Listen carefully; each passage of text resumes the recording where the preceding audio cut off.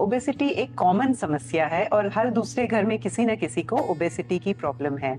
No wonder हमारे surrounding इतने सारे एडवर्टाइजमेंट हमें बोलते हैं कि एक एक्सरसाइज कर लीजिए या इस जिम की मेंबरशिप ले लीजिए या इस न्यूट्रिशनिस्ट का डाइट फॉलो कर लीजिए और आपका इन महीनों में इतना वजन घट जाएगा। परेशानी ये है इन अप्रोचेस में कि ओबेसिटी मैनेजमेंट एक क्विक फिक्स या वन टाइम अप्रोच नहीं है। जब हम ओबेसिटी मैनेजमेंट की बात करते हैं तो उससे हमारा मतलब ये है कि हम अपने आप को कैसे स्वस्थ बनाएं और कैसे बीमारियों से दूर रहें, केवल एक बार के लिए नहीं बल्कि जिंदगी भर के लिए। नमस्कार, मैं हूं doctor Beena Bansal. Welcome to this series decode obesity shape your story.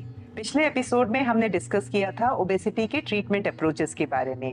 इस एपिसोड में उसी को आगे बढ़ाते हुए हम उसमें से एक अप्रोच डिटेल में डिस्कस करेंगे, वो है लाइफस्टाइल मैनेजमेंट। लाइफस्टाइल मैनेजमेंट का सबसे पहला और इम्पोर्टेंट एस्पेक्ट है न्यूट्रिशन। ओबेसिटी मैनेजमेंट जर्नी की शुरुआत किचन से होती है। आज हम डिस्कस करेंगे एक हेल्दी ईटिंग प्लेट मेथड के बारे में। खाने में कोई एक सिंगल सुपर फूड नहीं है या ये खाएं या ये नहीं खाएं, ऐसा नहीं है। ओवरऑल एक बैलेंस्ड खाने की जरूरत है। तो हेल्दी ईटिंग प्लेट मेथड में हमें हर बार जब भी हम खाना प्लान करें ये देखना है कि हमारी प्लेट में हर तरह का न्यूट्रिशन है कि नहीं। 50% प्लेट हमारा सब्जी और फलों से भरा होना चाहिए, 1/4 में अनाज होना चाहिए और 1/4 में प्रोटीन से भरी चीजें।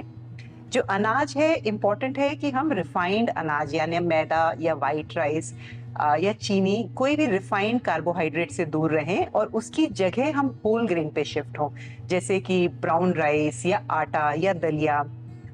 और भी बहुत सारे होल ग्रेन्स आजकल इजीली अवेलेबल हो जाते हैं, जैसे कि मिलेट्स, किनुआ।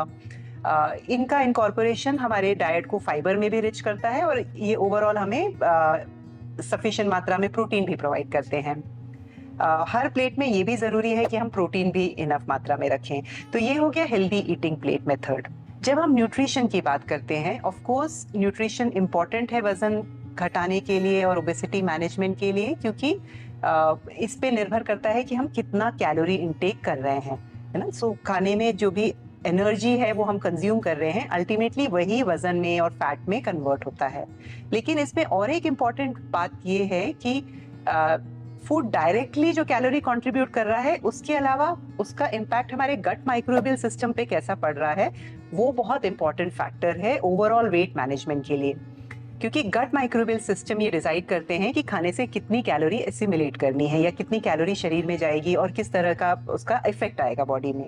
उसको देखते हुए सबसे इम्पोर्टेंट फैक्टर जो हम खाने में देखते हैं वो ये कि हमारे खाने में जितना रॉ और अनप्रोसेस्ड फूड होगा वो अल्टीमेटली हेल्दी बैक्टीरिया के डेवलपमेंट के लिए अच्छा होगा। और जितना भी प्रोसेस्ड फूड है, चाहे वो हेल्दी लेबल के अंडर में मिल रहा है, आप पैकेज फूड लेंगे उसमें लिखा होता है कि ये 0 कार्ब है या बहुत हेल्दी है, लेकिन प्रोसेसिंग से ही उसमें बहुत सारे चेंजेस होते हैं जो अल्टीमेटली हमारे गट माइक्रोबियल सिस्टम को हार्म कर सकते हैं, जिसका क्लासिकल एग्जांपल हम आर्टिफिशियल स्वीटनर्स के साथ देखते हैं। मार्केट में वो इंट्रोड्यूस हुई थी क्योंकि उसमें कैलोरी नहीं है, तो आइडियली उससे वजन नहीं बढ़ना चाहिए, बट आयरॉनिकली आर्टिफिशियल स्वीटनर्स के यूज से वजन लोगों का बढ़ने लगा।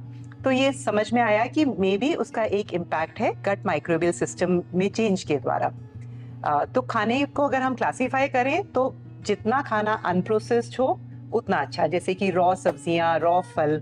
थोड़ी सी प्रोसेसिंग, आप घर में ही सब्जी दाल पकाते हैं, रोटी चावल बनाते हैं, that is minimally processed food, वो भी हेल्दी है।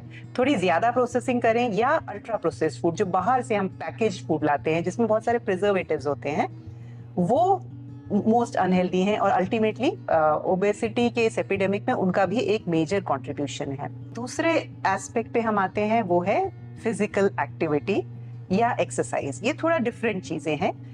एक्सरसाइज हम उसके लिए यूज करते हैं जब हम इंटेंशनली फिजिकल एक्टिविटी करते हैं ताकि हम कैलोरी खर्च करें। जैसे इंटेंशनली हम सुबह वॉक के लिए जाएं या जिम जाएं या एक्सरसाइज करें, तो वो हो गया एक्सरसाइज। हो सकता है हम दिन में 30 मिनट या 60 मिनट या कुछ लोग 2 घंटा एक्सरसाइज करते हो।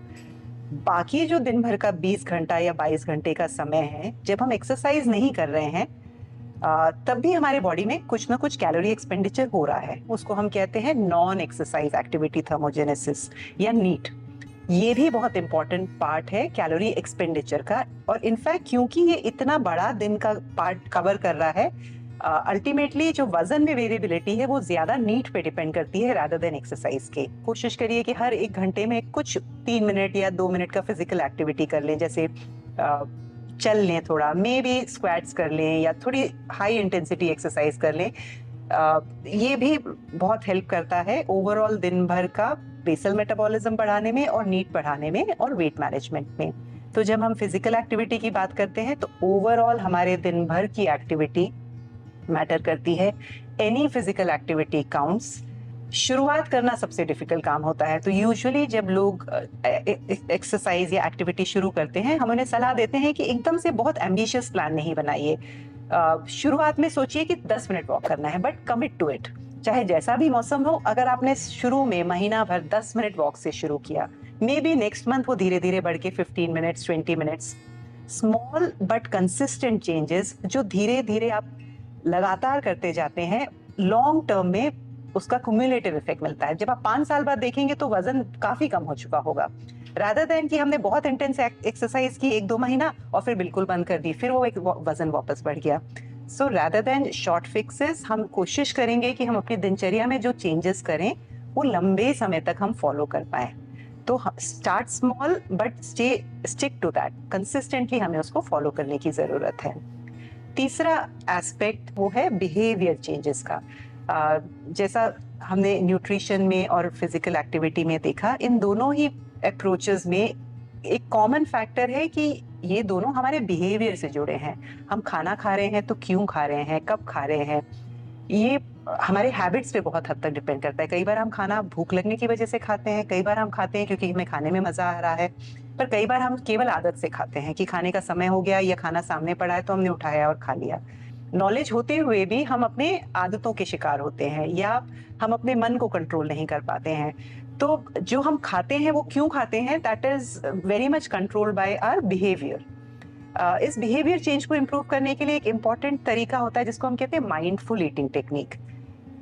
जब भी हम खाना खा रहे हैं, ultimately eating is an automatic behaviour. हम खाना रिफ्लेक्स से खाते हैं, हमें भूख लगी है, हमें जो दिखाई दे रहा है हम खा रहे हैं। लेकिन हम थोड़ी सी अगर अवेयरनेस लाएं, हर बार खाने से पहले अगर हम फोकस करें कि हम क्या खा रहे हैं और उसको आराम से उसका टेक्सचर, स्मेल, टेस्ट एनालाइज करके, इंजॉय करके, रिलिश करके खाएं, तो फिर खाने का इफेक्ट भी अलग होता है और उससे हम ओवर ईटिंग या गलत ईटिंग चॉइसेस से काफी हद तक बच सकते हैं। तो माइंडफुल ईटिंग प्रैक्टिसेस, जिसमें एक इम्पॉर्टेंट एस्पेक्ट है कि खाना खाते वक्त सिर्फ खाना खाएं, उस समय टीवी ना देखें या कुछ और करते करते ना खाएं। खाने की जगह भी निश्चित करें, खाने की थाली आप किस तरह से सजा रहे हो। फॉर एग्जाम्पल, एक छोटी प्लेट में खाना खाने से हमारा सटाइटी इंप्रूव होता है। खाना ठीक से सजा के कलरफुल प्लेट बनाना, फ्रेश खाना कुक करना, सो ये सारी प्रैक्टिसेस छोटी छोटी लगती हैं, लेकिन इसका खाने के अमाउंट पे और खाने की न्यूट्रिटिव वैल्यू पे काफी इम्पैक्ट पड़ता है। अगर हम थोड़ा सा फोकस करें, जिसका एक तरीका है फूड डायरी बनाना। तो बिहेवियर चेंज करने के कुछ मेथड्स हैं। Food diary is a very important tool, क्योंकि इससे हम अपने ईटिंग बिहेवियर को एनालाइज कर पाते हैं, हम अपने ट्रिगर्स को समझ पाते हैं और फिर उस पर हम इंटरवीन करके उसको मॉडिफाई कर सकते हैं। कुछ आदतें इसलिए होती हैं क्योंकि उससे हमें एकदम से किक मिलती है या प्लेजर मिलता है, तो फिर हमें फिगर आउट करना है कि मे बी हमें शाम को आइसक्रीम खाने से मजा आता है, लेकिन वो रोज खाना तो हेल्दी नहीं है। उसको किस चीज से सब्सटीट्यूट करें। हैबिट्स हम स्टॉप नहीं कर सकते, हम उसे चेंज कर सकते हैं। तो उस हैबिट को हम किसी और ऐसे हैबिट से रिप्लेस करें। फॉर एग्जाम्पल, उस समय हम वॉक के लिए चले जाएं, हो सकता है हमें बाहर टहल के आके या वॉक करके मजा मिले और आइसक्रीम खाने की इच्छा थोड़ी कम हो जाए। And plus it is additionally also adding to physical activity. तो हम एक प्लान करके इंटेंशनली हैबिट्स चेंज करने के बहुत सारे बिहेवियरल मॉडिफिकेशन अप्रोचेस फॉलो कर सकते हैं। चौथा एक काफी सटल फैक्टर है, अगेन वो नेग्लेक्टेड है, जिसपे हम ध्यान नहीं देते हैं, वो है 3S: स्लीप, स्ट्रेस और स्क्रीन। आजकल की लाइफस्टाइल में स्लीप डिस्टर्बेंसेस बहुत ही कॉमन प्रॉब्लम है। हम रात में सोना ही नहीं चाहते हैं, दिन भर के थके रहते हैं, हमें लगता है कि अब रात का ही समय बस हमारे पास है, अब जितनी मस्ती करनी अभी कर लिया जाए। एक वर्ड है उसके लिए जिसे हम कहते हैं रिवेंज बेड टाइम प्रोकास्टिनेशन या RBP, कि दिन भर मेरे मन की बात नहीं हुई है, रात में ही हम अपने हिसाब से रह लें। लेकिन लॉन्ग टर्म में ये हमें फायदा नहीं करती, क्योंकि सुबह फिर हमारी उठने की इच्छा नहीं होगी, हमारा नेक्स्ट दिन भी थोड़ा हैम्पर होगा। सो जो हमारी फीलिंग्स ऑफ इनसफिशिएंसी, दिन भर का स्ट्रेस है, उसको मैनेज करने के हमें बेटर मेथड्स ढूंढने चाहिए। Otherwise we end up using our night time कि हम बिंज वॉचिंग और बिंज ईटिंग में खर्च करने लगते हैं। तो स्लीप हेल्दी होना, सही टाइम पे सोना, सही टाइम पे उठना और पूरे 6 से 8 घंटे की रेगुलर स्लीप लेना, ये बहुत इंपॉर्टेंट फैक्टर है, न केवल हमारी ईटिंग चॉइसेस इंप्रूव करने के लिए, एक्टिविटी इंप्रूव करने के लिए, बल्कि डायरेक्टली भी स्लीप डेफिशिएंसी वजन बढ़ा सकती है through changes in certain hormones. Again stress और स्लीप ये दोनों काफी क्लोजली कंबाइंड है। स्ट्रेस भी अपने आप में बहुत सारे हार्मोनल चेंजेस कर सकता है, अपार्ट फ्रॉम द फैक्ट कि स्ट्रेस की वजह से हमारा ईटिंग बिहेवियर ऑल्टर होता है, मे भी एक्सरसाइज करने की इच्छा कम होती है। तो स्ट्रेस और स्लीप मैनेजमेंट बहुत तरह से, बहुत सारे रीजन से काफी इंपॉर्टेंट फैक्टर्स हैं। स्क्रीन टाइम, ऑफ कोर्स हम सारे लोग, आजकल कौन ऐसा व्यक्ति नहीं है जो स्क्रीन से इफेक्टेड नहीं है। हमारे स्क्रीन टाइम्स इतने ज्यादा हो गए हैं और काफी हद तक हमारे हेल्थ को इफेक्ट करते हैं। तो हमें इंटेंशनली अगेन कुछ स्ट्रैटेजीज निकालने चाहिए ताकि हम अपने स्क्रीन टाइम पे थोड़ा सा ध्यान दे सकें और उसको रिड्यूस करने के मेथड्स बना सकें। कुछ कॉमन सवाल जो अक्सर लोग पूछते हैं, ये पहला, क्या बिहेवियर थेरेपी केवल मेंटल हेल्थ इश्यूज के लिए है? बिल्कुल नहीं। कॉग्निटिव बिहेवियरल थेरेपी एक बहुत ही इफेक्टिव अप्रोच है ओबेसिटी मैनेजमेंट के लिए, specially emotional eating, stress eating etcetera को इम्प्रूव करने के लिए। दूसरा सवाल लोग पूछते हैं कि क्या हमें कैलोरी काउंटिंग सीखनी पड़ेगी खाना प्लान करने के लिए ताकि हम वजन घटा पाएं? बिल्कुल नहीं।